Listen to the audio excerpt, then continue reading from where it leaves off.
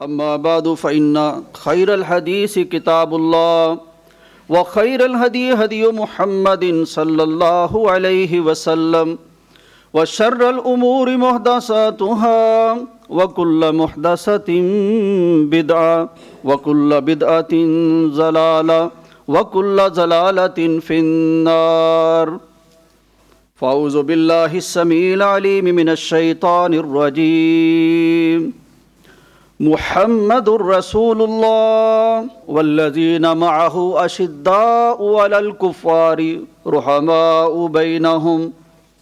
محمد صلی اللہ علیہ وآلہ وسلم اللہ کے رسول ہیں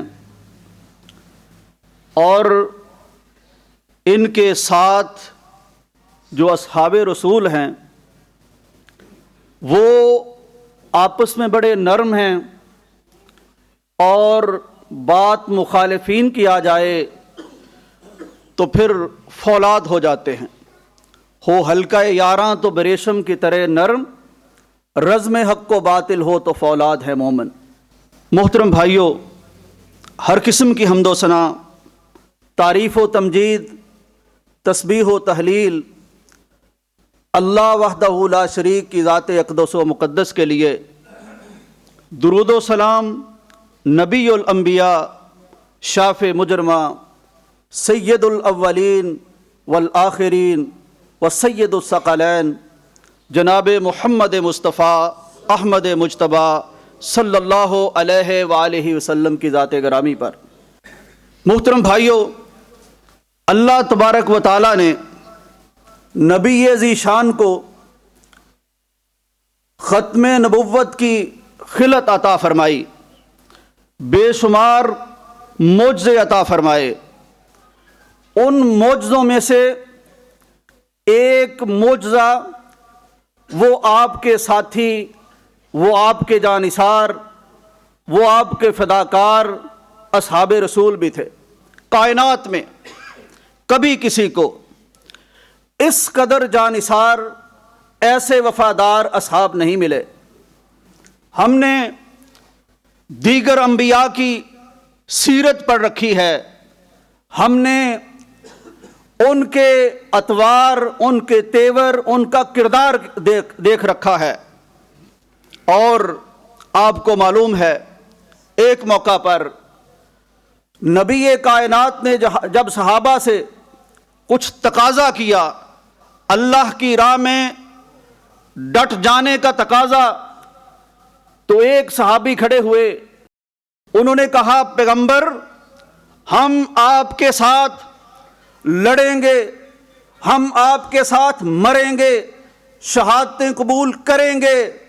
ہم ان میں سے نہیں ہیں جنہوں نے جناب موسیٰ کو کہہ دیا تھا فَاذْهَبْ أَنْتَ وَرَبُّكَ فَقَاتِلَا إِنَّا هَاهُنَا قَاعِدُونَ کہ موسیٰ جاؤ، قوم بڑی زبردست ہے، ہم نہیں ان سے لڑ سکتے، آپ اور آپ کا رب جا کے لڑو۔ تو کہنے لگے پیغمبر ہم ان میں سے نہیں ہیں، جہاں تک لے جائیں گے برکے گمات تک جائیں گے۔ اصحاب رسول نبی کائنات کا معجزہ ہیں، اور نبی کائنات کی سیرت جہاں ایک تاجر کے لیے رہنما ہے، ایک عالم اور اسکالر کے لیے رہنما ہے، وہیں ایک حکمران کے لیے بھی آپ کی سیرت رہنما ہے، اور آپ کی سیرت حکمرانی کی رہنمائی وہ اصحاب رسول میں بھی ملتی ہے۔ میں جب آج کے دور کو دیکھتا ہوں، اپنے حکمرانوں کو دیکھتا ہوں، تو مجھے سیدنا عمر کی یاد آتی ہے۔ وہ سیدنا عمر رضی اللہ تعالی عنہ جن کے بارے میں ایک لکھنے والے نے لکھا اگر اسلام کی تاریخ کو ایک عمر اور مل جاتا تو کائنات کا کوئی چپا ایسا نہ بچتا جہاں اسلام کا پرچم نہ لہرا رہا ہوتا۔ وہ عمر رضی اللہ تعالی عنہ، میں نے پچھلی بار گفتگو میں بتایا تھا کہ دنیا کی 100 مؤثر ترین شخصیات میں ایک عیسائی نے سر فہرست ہمارے پیغمبر ہمارے نبی جناب محمد مصطفیٰ کو رکھا۔ آج پھر بتاتا ہوں کہ غالباً چوتھی شخصیت تاریخ کی، اس کا انتخاب جناب عمر رضی اللہ تعالی عنہ ہے۔ حضرت عمر یہاں بر صغیر میں پاکستان بننے سے پہلے ہمارا کوئی مسلمان لیڈر، اس نے کہا، کوئی مثال دی کہ جناب ہم فلاں لیڈر کی طرح کام کریں گے، تو ایک انڈین رہنما نے کہا ان مسلمانوں کو پتہ نہیں اس لیڈر کو کہ ان کی تاریخ میں ایک عمر بھی ہے، یہ دوسروں کے ریفرنس دیتے ہیں، یہ دوسروں کے حوالے دیتے ہیں۔ حضرت عمر رضی اللہ تعالی عنہ، ان کی یاد آج اس شدت سے آتی ہے، اس زور سے آتی ہے کہ احساس چھلنی ہونے لگتا ہے۔ میں سوچتا ہوں کہ آج کی ہماری حکومتیں، آج کے ان کے اعمال، آج کی ان کی سیاستیں، کاش انہوں نے سیدنا عمر کو پڑھا ہوتا، سیدنا عمر کے دور کو دیکھا ہوتا۔ دنیا جن کو مانتی ہے، اور عمر تو وہ ہیں۔ آج بھی آپ یہ سیکنڈینیوین ممالک میں چلے جائیں، ان کے آئین میں، ان کے قانون میں آپ کو ایک عجیب قانون ملے گا، اس کا نام عجیب ملے گا۔ وہ کیا ہے؟ عمر لا۔ یہ انگریزوں کی دنیا، یہ یورپ کی دنیا، یہ غیر مسلموں کی دنیا، تمہارے آئین میں یہ نام کہاں سے آ گیا؟ تمہارا عمر سے تعلق کیا ہے؟ کہنے لگے یہ جو فلاحی اسٹیٹ ہوتی ہے، ہم نے یہ تصور جناب عمر سے لیا ہے، یہ قانون، یہ عوام کی فلاح و بہبود کا طریقہ ہمیں سیدنا عمر کی سیرت سے، ان کی خلافت سے ملا ہے، اس لیے ہم نے اس کا نام ہی عمر لا رکھ دیا۔ حضرت عمر رضی اللہ تعالیٰ عنہ کی یاد مجھے کیوں آتی ہے؟ مجھے اس لیے سیدنا عمر یاد آتے ہیں کہ میں اپنے میڈیا پر دیکھتا ہوں، کراچی جیسا شہر، اتنا بڑا شہر جو کئی ممالک سے بڑا ہے، وہاں ایک ماں کھڑی ہے، 3 سال کا بچہ اس نے اٹھا رکھا ہے، اور سڑک پر کھڑی ہے، کسی جنگل میں نہیں کھڑی، کسی دریا پہ نہیں کھڑی، کسی نہر پہ نہیں کھڑی، بچہ اس کے ہاتھ سے چھوٹتا ہے، نیچے گٹر کا ڈھکن نہیں ہے، مین ہول نہیں ہے، بچہ اس میں گر جاتا ہے۔ ایک ماں کے ہاتھوں سے بچہ زمین پہ گر جائے، بستر پر گر جائے، ریشم پر گر جائے، تو اس کی مامتا چھلنی ہو اٹھتی ہے۔ اس ماں کے کرب کا اندازہ کرو جس ماں کا بچہ گٹر میں گر گیا ہو۔ اب وہ گٹر میں بہ رہا ہے، اور کوئی حکومتی مشینری اس بچے کو بچانے نہیں آتی، کوئی شخص اس ماں کے آنسو پوچھنے نہیں آتا۔ وہ غالباً 1-1.5 کلومیٹر دور بچہ گٹر میں بہتا ہوا چلا جاتا ہے۔ کتنا وقت گزر جاتا ہے، اپنی مدد آپ کے تحت وہ کرین بلاتے ہیں، ایک جوان ابھی لڑکا ہی ہے، اس کے دل پہ آتی ہے، چھلانگ لگاتا ہے، بچے کو بچاتا ہے، اور پھر جب انتظامیہ پہنچتی ہے تو اس بچے پر بھی تشدد کرتی۔ سب نے آپ نے پڑھا ہے، تو میں عمر کو یاد کرتا ہوں۔ جناب عمر رضی اللہ تعالی عنہ، رات کا وقت ہے، اور صحابی سے کہتے ہیں مدینہ میں ایک قافلہ اترا ہے، بیچارے تھکے ہوں گے، انہیں سونا ہوگا، آؤ آج خلیفۃ المسلمین امیر المومنین اور ان کا ساتھی جا کے ان کی پہرے داری کرتے ہیں۔ چلے گئے، دیکھا ایک عورت ہے، اس کی گود میں بچہ ہے، رو رہا ہے۔ حضرت عمر وہ بڑے سخت بھی تھے، شیطان ان کو دیکھ کے، ان کی جرت کو، ان کی ہیبت کو، ان کی سطوت کو دیکھ کے راستہ بدل جاتا تھا۔ نرم بھی تھے، اپنوں پہ نرم بھی تھے، ریشم سے بڑھ کر نرم تھے۔ کہنے لگے کیسی ماں ہو، کیسی ماں ہو، بچہ روتا ہے، اسے دودھ کیوں نہیں پلاتی، اسے دودھ پلاؤ۔ اس کا رونا عمر سے دیکھا نہیں جاتا۔ حکمران ایسے بھی ہوتے ہیں، राया का रोना उनसे देखा नहीं जाता। इधर से चक्कर काट के वापस आए, बच्चा बदस्तूर रो रहा है। अब जनाबे उमर तैश में आ गए। मैंने तुम्हें कहा था इसको खिलाओ और पिलाओ, क्योंकि उमर अपनी राया में कोई बच्चा रोता हुआ नहीं देख सकता। वो कहने लगी भोले बादशाह हो। क्या पता था ये कौन है? नहीं पता था ये खलीफतुल मुस्लिमीन है। कहने लगी भोले बादशाह हो, उमर ने कानून बना रखा है, जब तक बच्चा मां का दूध नहीं छोड़ता तब तक उसका वजीफा मुकर्रर नहीं होता। मैं इसको दूध छुड़वा रही हूं, नहीं दूध पिला सकती, क्योंकि मैंने इसका वजीफा लगवाना है। उमर कांप उठे। कहा उमर, कितने बच्चों को तूने रुलाया, कितनी माओं को तूने सताया, जाके फौरन कानून बदल दिया कि कल से कानून यह होगा, बच्चा पैदा होगा फौरन बैतुल माल में उसका वजीफा लगे। यहां बच्चा गिर जाता है और परवाह किसी को नहीं। मुझे जनाबे उमर याद आते हैं। हजरत उमर रजी अल्लाह तआला अन्हु गश्त करते हैं, 3 मील के फासले पर मदीने से निकल जाते हैं। मशहूर वाकया है, लेकिन आज दिल के जख्म ताजा हैं, इसलिए मैं सुनना और सुनाना चाहता हूं। एक घर में देखते हैं, खातून है, मां है, चूल्हे पे हंडिया चढ़ा रखी है, बच्चे रो रहे हैं। यहां फिर वही उमर है।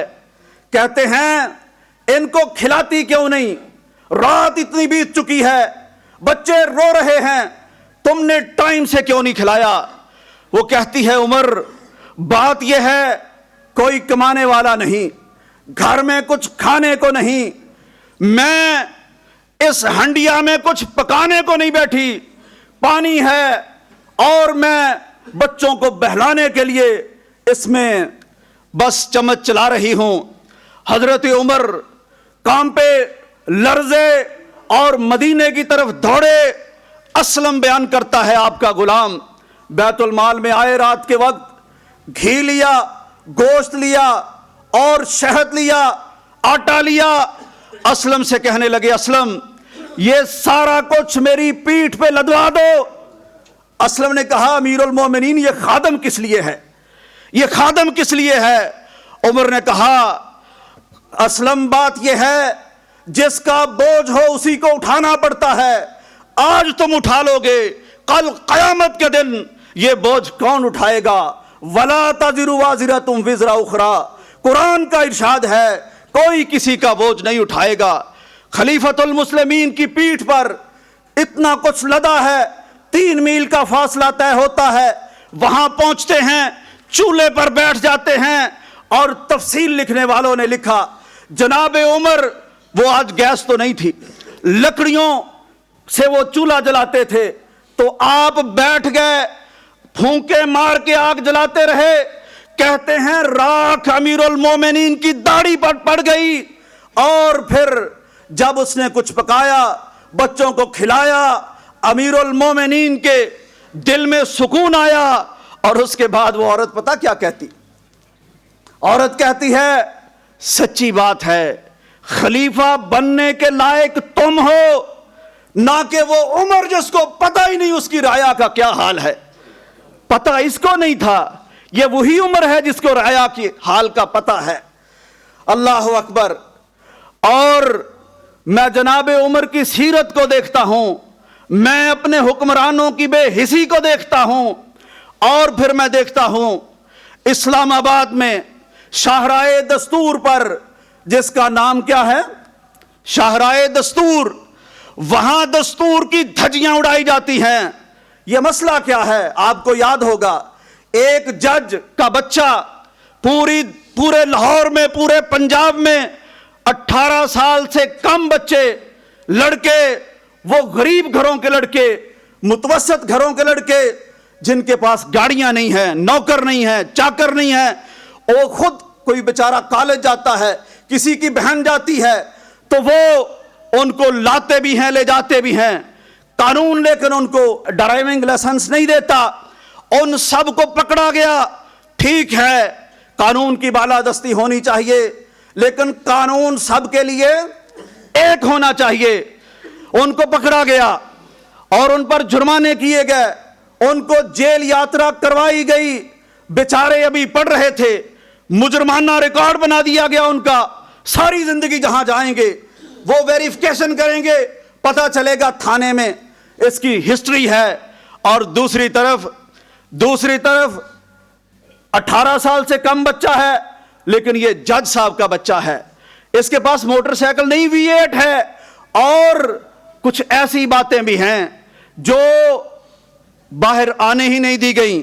کیوں آنے نہیں دی گئیں؟ میں آپ کو پوچھتا ہوں, بتاتا ہوں کہ چھوٹا سا واقعہ ہوتا ہے, وہاں میڈیا کی لائنیں لگ جاتی ہیں. اتنے دن گزر گئے اور کسی نے وہ 2 بچیاں اسکوٹی والی جو کچل دی گئیں, جو مار دی گئیں, بِأَيِّ ذَنبٍ قُتِلَتْ, کل پوچھے گا رب کس جرم میں ان کو مارا. اور کسی نے اس کے لواحقین کا کوئی انٹرویو دیکھا؟ کیوں نہیں کوئی پہنچا؟ یہ ہے قانون, یہ عمر کا قانون نہیں ہے. ان کو جناب روند دیا گیا, کچل ڈالا گیا. یہیں وزیر مذہبی امور بھی انہی V8 گاڑیوں, انہی نوخیز لڑکوں نے مار ڈالا تھا, شہید کر دیا تھا. یہاں اور بھی ایسے واقعات ہوئے ہیں. پھر میں سیدنا عمر کو یاد کرتا ہوں. عمر رضی اللہ تعالی عنہ, ایک ابی بن کعب کے ساتھ معاملہ بن گیا, نزاع ہو گئی, جھگڑا ہو گیا. زید بن ثابت ان کے پاس پہنچے ہیں فیصلہ کروانے کے لیے. زید بن ثابت وہ کہتے ہیں امیر المومنین آ گئے اور ان کو کچھ تعظیم دی. کہنے لگے زید تم نے یہی ناانصافی کر دی ہے. اس وقت میں امیر المومنین کی حیثیت سے پیش نہیں ہو رہا, میں بھی ملزم ہوں, یہ میرا فریق ابی بن کعب بھی ملزم ہے. دونوں کے ساتھ معاملہ برابر ہونا چاہیے تھا. اور پھر میں دیکھتا ہوں شام کا بادشاہ آ جاتا ہے اور جبلہ وہ اسلام قبول کرتا ہے, آ کے بیت اللہ میں طواف کرتا ہے. اور یہ جو چودھری ہوتے ہیں ان کے ذہنوں میں برتری ہوتی ہے, صرف اسلام ہے جس میں سب برابر ہیں, جس میں سب بھائی بھائی ہیں, جن میں سب کا خون برابر ہے, عزت برابر ہے, احترام برابر ہے, مقام برابر ہے, حقوق برابر ہیں. ورنہ یہ دنیا برہمنوں میں اور شودروں میں بٹی ہوئی ہے. چنانچہ وہ اپنا پوری پوشاک اس کے ساتھ طواف کر رہا تھا. ایک بیچارے مسلمان کا پاؤں اس کے کپڑے پہ آ گیا, دبا کے اس نے چانٹا مارا, اور یہ بھی اسلام قبول کرنے والا تھا, کوئی ڈرنے والا تھوڑی تھا. اس نے بھی دبا کے لگا دیا, جواب میں لگا دیا بادشاہ ہوگا تو اپنے گھر ہوگا, یہ رب کا گھر ہے. اب جناب فیصلہ جناب عمر کی عدالت میں پہنچ گیا. حضرت عمر رضی اللہ تعالیٰ عنہ نے اس کو بتایا نہ یہ تیرا غسان ہے, نہ یہ تیرا کوئی اور مذہب ہے, یہاں اسلام ہے, یہاں کوئی بادشاہ ہو یا رعایا ہو, حقوق سب کے برابر ہوتے ہیں, حقوق سب کے برابر ہوتے ہیں. حضرت عمر رضی اللہ تعالیٰ عنہ کے ایک عزیز, ان سے غلطی ہو گئی, غلطی ہو جاتی ہے, خود اپنے ہاتھوں سے کوڑے لگائے. اور پھر مشہور واقعہ ہے حضرت عمر بن عاص جو مصر کے حکمران تھے, گورنر تھے, عامل تھے, وہ آگے حج کے موقع پر جناب عمر کھلی کچہری لگایا کرتے تھے, اور پوری بیوروکریسی جمع ہوتی تھی, عامل جمع ہوتے تھے, گورنر جمع ہوتے تھے, اور امیر المومنین کی طرف سے صدا لگائی جاتی تھی. کسی کو کسی حکمران کے خلاف, گورنر کے خلاف, عامل کے خلاف کوئی شکایت ہو تو کھڑا ہو جائے. ایک شخص کھڑا ہو گیا, کہنے لگا جی یہ مصر کے آپ کے جو گورنر ہیں ان کا جو بیٹا ہے, میں نے اس کے ساتھ گھڑ دوڑ کی, میرا گھوڑا دوڑ میں جیت گیا, ان کو غصہ آیا, انہوں نے مجھے مارا, کوڑے لگوائے. جناب عمر نے کہا ہاں بھی نکل آؤ. حضرت سعد کہنے لگے آج بھی کہتے ہیں, آج بھی یہی کہتے ہیں, یہ استثناء کیوں مانگتے ہیں, کیوں چاہیے استثناء؟ میری تاریخ میں, مسلمانوں کی تاریخ میں, جناب عمر کی تاریخ میں, خلفائے راشدین کی تاریخ میں کسی کو استثناء نہیں ملتا. بلکہ جس کی ذمہ داری زیادہ ہے, قرآن اٹھا کے دیکھیے, اللہ کہتا ہے اے پیغمبر کی گھر والیو لستن کاحد من النساء, تم عام عورتوں کی طرح نہیں ہو, جرم کرو گی تو دگنی سزا ملے گی. سزا دگنی ہو جاتی، سزا معاف نہیں ہوتی، یہاں سزا دگنی ہوتی ہے۔ تو استثناء اس لیے لیتے ہیں کہ جناب پھر کھل کے کام نہیں کر سکیں گے، پھر ہمیں ڈر لگا رہے گا کہ بعد میں ہم پر کوئی شک لاگو نہ ہو جائے، بعد میں ہم پر کوئی قانون نافذ نہ ہو جائے۔ وہی بات کی حضرت عمر رضی اللہ تعالیٰ عنہ کے گورنر نے، کہنے لگے سب کے سامنے اگر اپنے گورنروں کو سزا دیں گے ان کا روب جاتا رہے گا۔ جناب عمر نے کہا روب اس سے نہیں ہوتا، روب انصاف سے ہوتا ہے، قانون کے نفاذ سے ہوتا ہے۔ اس کو کہا کہ سامنے آؤ، تم نے تو کہیں دور دراز کسی جگہ کسی میدان میں کوڑے لگائے ہوں گے، آج حج کے موقع پر ساری دنیا کے سامنے تمہیں کوڑے لگیں گے۔ یہ انصاف تھا مسلمانوں کا، یہ انصاف تھا جناب عمر رضی اللہ تعالی عنہ کا۔ اور حضرت عمر رضی اللہ تعالی عنہ شام کے سفر سے واپسی پر ہیں، شام کے سفر سے واپس آ رہے ہیں۔ کوشش کرتے تھے اس دور کے حکمران، ہمارے خلفاء، کہ وہ پرسنلی فزیکلی خود جا کے عوام کے حالات کا مشاہدہ کریں، ان کے مسائل کا ادراک کریں، ان کے درد کا احساس کریں۔ آج کی طرح نہیں تھا کہ جناب لائنیں لگی ہوئی ہیں سائلوں کی، دروازے بند ہے، بیوروکریسی سن نہیں رہی، اور ہم نام رکھتے ہیں اس کا اسلامی جمہوریہ پاکستان، اسلامی جمہوریہ پاکستان۔ اور اسلامی جو ملک ہوتا ہے وہ حضرت عمر کی خلافت جیسا ہوتا ہے، اس کا عدل عمر جیسا ہوتا ہے، اس کا انصاف عمر جیسا ہوتا ہے، اس کی نرمی عمر جیسی ہوتی ہے، اس کی محبت عمر جیسی ہوتی ہے، رایا پر اس کی مہربانی عمر جیسی ہوتی ہے۔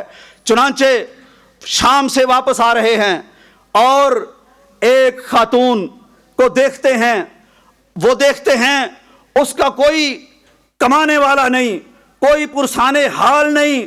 جناب عمر رضی اللہ تعالی عنہ اس کے حالات سنتے ہیں، اس کے مسائل حل کرتے ہیں۔ حیرت انگیز طور پر وہ بھی جملہ یہی کہتی ہے کہ خلیفہ ہونا چاہیے تو آپ جیسا ہونا چاہیے۔ عمر کے بارے میں پوچھتے ہیں، عمر کے بارے میں کیا جانتی ہو؟ کہنے لگی وہ شام سے نکل پڑا ہے، لیکن مجھے اس کی کیا پرواہ، اسے میرے حالات کا علم ہی نہیں۔ کیسا خلیفہ ہے جس کو اپنی رایا کے حال کا نہیں پتا؟ حضرت عمر پھر اس کا مسئلہ حل کرتے ہیں۔ بے شمار واقعات ہیں کہ کس طرح بہت ڈیپلی انداز میں حضرت عمر رایا کا خیال رکھتے تھے، ہر طرح سے۔ بچوں کی بات آپ نے سن لی، اور مسافروں کی بات سن لی کہ پہرا دیتے تھے جو باہر سے آئے ہوتے تھے۔ رایا کے حالات جاننے کے لیے راتوں کو 3 میل مدینہ میں بھی گشت، 3 میل مدینہ سے دور بھی، شام تک کا سفر کیا۔ بلکہ حضرت عمر رضی اللہ تعالی عنہ نے یہ فیصلہ کر لیا تھا کہ اب میں یہ جو بڑے محکمے بنائے حضرت عمر رضی اللہ تعالی عنہ، بہت محکمے بنائے، جیلوں کا محکمہ، ڈاک کا محکمہ، رفاع عامہ کا محکمہ، کوئی شخص ایسا نہیں تھا جو حضرت عمر کی خلافت میں ہو اور اس کو چین اور راحت اور تحفظ اور امن نصیب نہ ہو۔ یہ تو میں مسلمانوں کی بات کر رہا ہوں۔ ایک دفعہ کا ذکر ہے، حضرت عمر رضی اللہ تعالی عنہ جا رہے ہیں، ایک شخص نظر آتا ہے، بوڑھا، سفید داڑھی، سفید بال، لرزتا ہوا، راشا زدہ، بھیک مانگ رہا ہے۔ پوچھا یہ کیوں بھیک مانگ رہا ہے؟ خلافت عمر کی ہو اور کوئی بھیک مانگے؟ حضرت عمر بھیک کی بھی بات سناتا ہوں۔ کہنے لگا بات یہ ہے جناب عمر کہ میں ایک ذمی ہوں، مسلمان نہیں ہوں، ذمی ہوں، عیسائی ہوں، اور اسلامی ریاست میں آپ کو پتا ہے کہ مسلمان زکوٰۃ دیتے ہیں، ٹیکس نہیں دیتے، ٹیکس ہم پر لگا دیے گئے۔ میں ایسے ہی حضرت عمر کو یاد نہیں کر رہا، میں ایسے ہی حضرت عمر کی خلافت کو اور اسلامی ریاست کو یاد نہیں کر رہا۔ خیر، کہنے لگا مسلمان زکوٰۃ دیتے ہیں، وہ کہنے لگا مجھ پر خراج واجب ہے، ذمیوں پر خراج ہوتا ہے۔ اب جب جوان تھا، کماتا تھا، بھر دیتا تھا حکومت کے گوشوارے، بوڑھا ہو گیا ہوں، کما نہیں سکتا، لہٰذا میں نے تو دینا ہی دینا ہے۔ حضرت عمر رضی اللہ تعالیٰ عنہ وہی پکارے, کہنے لگے عمر تو نے اچھا نہیں کیا, ان لوگوں کی جوانیاں کھا لیں اور بڑھاپے میں انہیں رسوا کر دیا, بھیک مانگنے پر مجبور کر دیا. کہا پورے ملک کا, پوری خلافت کا حساب اکٹھا کرو, جتنے غیر مسلم ہیں ان میں سے جو بھی جوانی کے بعد کی عمر میں ہے, عمر ان سب کا خراج معاف کرتا ہے. بھیک کے بڑا خلاف تھے, بھیک کے بڑا خلاف تھے, خوددار تھے, خودداری پسند کرتے تھے. ایک دن دیکھا کچھ نوجوان ہیں مسجد نبوی میں لیٹے ہوئے ہیں, یہ بیٹھے ہوئے. اب مسجد نبوی میں بیٹھنا اور ریاض الجنہ میں جا کے بیٹھنا بڑی سعادت کی بات ہے, اللہ ہم سب کو لے جائے. تو نوجوان بیٹھے ہوئے تھے, حضرت عمر رضی اللہ تعالیٰ نے انہیں دوڑا دیا. کیا فراست تھی, عبقری آدمی تھے. تاریخ میں ایسا شخص اللہ کی قسم کوئی اور نظر نہیں آتا. اسی لیے کہا پیغمبر نے کہ میرے بعد کوئی نبی ہوتا تو عمر ہوتے. اور عمر رضی اللہ تعالیٰ عنہ کتنے فیصلے ہیں ان کے, کتنے فیصلے ہیں. ابھی قرآن نہیں اترا, جبرائیل نہیں آئے, پیغمبر کے پاس آرڈیننس نہیں آیا, وحی نہیں آئی, اپنی فراست سے, اپنی بصیرت سے کہتے ہیں یوں ہونا چاہیے. آسمان سے وحی آتی ہے, فرشتہ آتا ہے, جیسے عمر کہتا ہے ویسے کر لو. یہ کوئی چھوٹے دماغ کی نشانی. تو انہیں دوڑا دیا, کہنے لگے جاؤ کماؤ, اللہ نے آسمان سے تم پر سونے اور چاندی کی بارش نہیں کرنی, جاؤ جا کے کماؤ, مسجد نبوی میں بیٹھنے سے بہتر ہے جا کے کماؤ. ایک شخص آیا, مانگتا پھر رہا تھا, ایسے جھولی پھیلائی ہوئی, دامن پھیلایا ہوا, آٹے سے بھرا ہوا, آٹے سے بھرا ہوا پھر بھی مانگتا ہے. جناب عمر نے رضی اللہ تعالیٰ عنہ اس کا آٹا پکڑا, پکڑ کے جانوروں کو ڈال دیا, کہتے اب جا کے مانگ. بھئی اتنا پاس ہے, پھر مانگتا پھرتا, اب مانگ, اب کچھ نہیں بچا. تو بھیک پسند نہیں کرتے تھے, خوددار تھے, اور ہر قسم کی رعایا کے لیے وہ بے مثال تھے, وہ بے نظیر تھے. اللہ اکبر. وہی جناب عمر رضی اللہ تعالی عنہ, ان کی بات آج میں کر رہا ہوں, اس لیے کرنی پڑ رہی ہے کہ آج مجھے ان جیسا کوئی نظر نہیں آتا. آج مجھے ان جیسا کوئی, نہ وہ درد ہے نہ وہ احساس ہے. جناب عمر رضی اللہ تعالی عنہ, ایک طرف ہیبت ان کی کیسی, ایسی ہیبت ان کی سیرت میں لکھا ہے کہ بڑے بڑے جیت لوگ تھے. دیکھیں یہ بھی حکمران ہیں ہمارے, اور ہم میں سے بھی کوئی نہ کوئی حکمران ہوتا ہے. ہر شخص اس کے تحت کچھ رعایا ہوتی ہے, کچھ لوگ ہوتے ہیں. لیکن جناب عمر کی جو رعایا تھے, 3 ایسے لوگ تھے جن کو ان کے بعد کوئی قابو نہیں کر سکا, کوئی کنٹرول نہیں کر سکا. حضرت مغیرہ ابن شعبہ, سعد بن وقاص, یہ اس طرح کے لوگ حضرت عثمان کے دور میں وہ قابو نہیں ہو سکے. ایسا جلال تھا. اور یہ جلال کیسے آتا ہے, یہ جلال کیسے آتا ہے, ہیبت کیسے آتی ہے, کنٹرول کیسے آتا ہے, قانون کا تحفظ کیسے آتا ہے. ایک شخص آ گیا دور دراز سے, غیر مسلم ہے, سفیر ہے, وہ اس خلیفۃ المسلمین سے ملنے آیا ہے جس کی ریاست 22 لاکھ مربع میل تک پھیلی ہوئی ہے.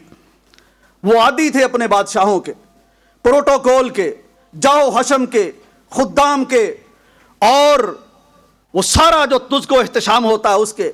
وہ مدینہ میں آ گیا, آ کے کہنے لگا میں فلاں فلاں جگہ سے آیا ہوں, امیر المومنین سے ملاقات کرنی ہے.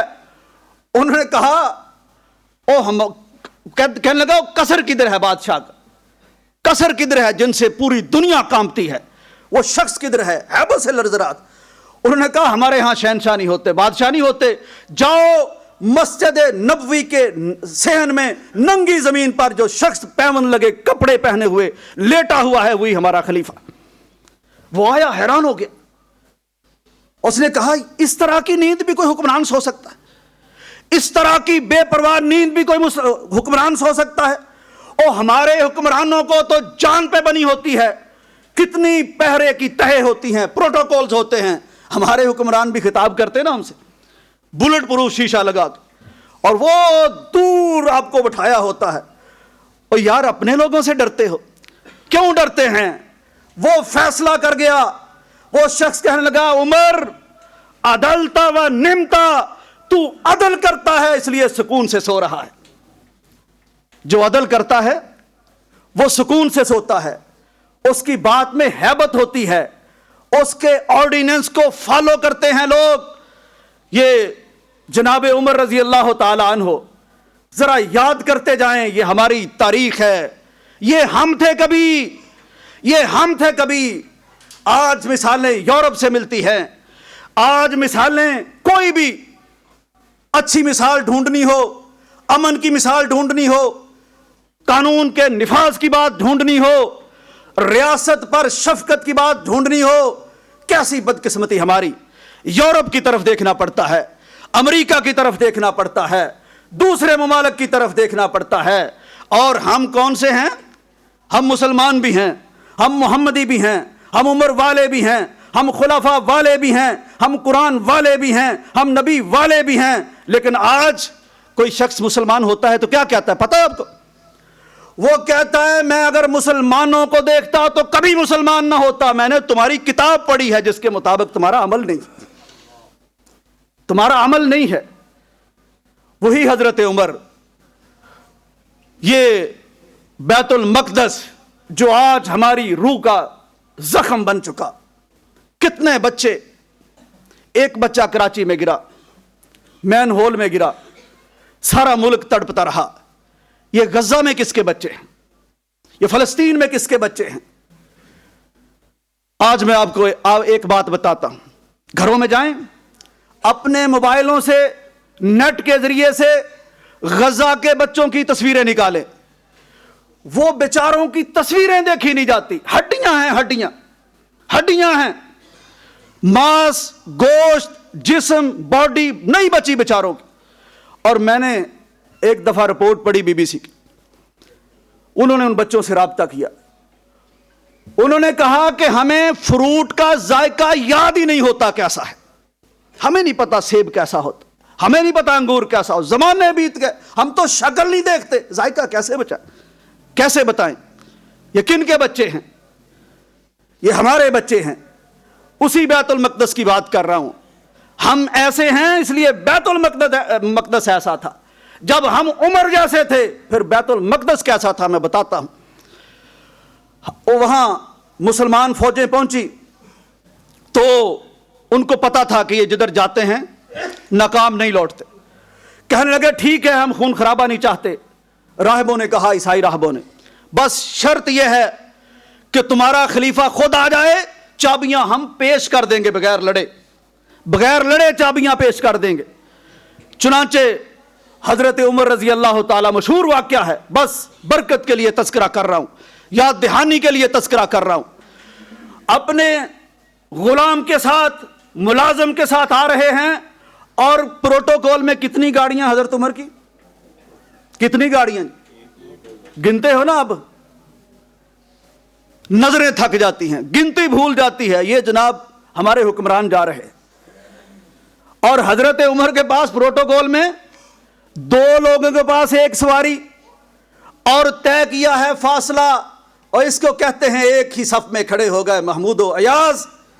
यहां हुकूक में उमर अपने मुलाजिम के बराबर है। कहा कुछ वक्त मैं बैठूंगा सवारी पे, आप पैदल चलोगे और उसके बाद आपकी सवार होने की बारी आएगी और मैं खलीफातुल मुस्लिमीन पैदल चलूंगा। और जब वहां पहुंचे मस्जिद अक्सा के पास जहां मुंतजर थे वो, उन्होंने, और बारी आ गई हजरत उमर की पैदल चलने की, और यह भी नहीं कहा कोई नहीं इतना सफर मदीने से चले, तय हो गया। अब उन्होंने देखना है सामने क्या इज्जत रहेगी, क्या रोब रहेगा। खलीफा आप बैठ जाएं, कहा होगा उसने यकीनन। उन्होंने कहा नहीं, उसूल उसूल होते हैं, इंसाफ इंसाफ होता है। चुनांचे खलीफातुल मुस्लिमीन पैदल हैं, उनका मुलाजम, उनका गुलाम वो सवारी पर सवार है, और ये मंजर देख के रो पड़ते हैं, कहते हैं अल्लाह की कसम है, हमारी किताबों में लिखा है ऐसे ही शख्स आएंगे जिनको चाबियां देनी पड़ेंगी, जिनको चाबियां देनी पड़ेंगी। ये चाबियां दी फिर उन्होंने, और हमारे पास आया बैतुल मक़दस।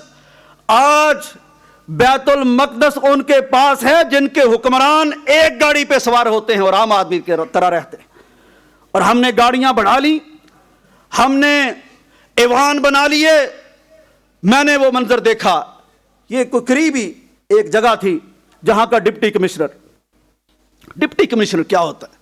हजरत उमर की अगर हम बात करें तो आमल साद बिन वकास जैसे, حضرت سعد بن وقاص نے پابندی لگائی تھی حضرت عمر رضی اللہ عنہ، اپنی پوری بیوروکریسی پر، گورنر پر پابندی لگائی تھی، تم اپنے گھر کے سامنے ڈیوڑی نہیں بناؤ گے، برآمدہ نہیں بناؤ گے، پردہ نہیں لگاؤ گے، تاکہ جس سائل کو آنا ہے کوئی رکاوٹ محسوس نہ ہو۔ گرا دی تھی، کسی نے بنائی، گروا دی جا کے کہ یہ نہیں بن سکتی، فلاں گھوڑے پہ نہیں بیٹھ سکتے۔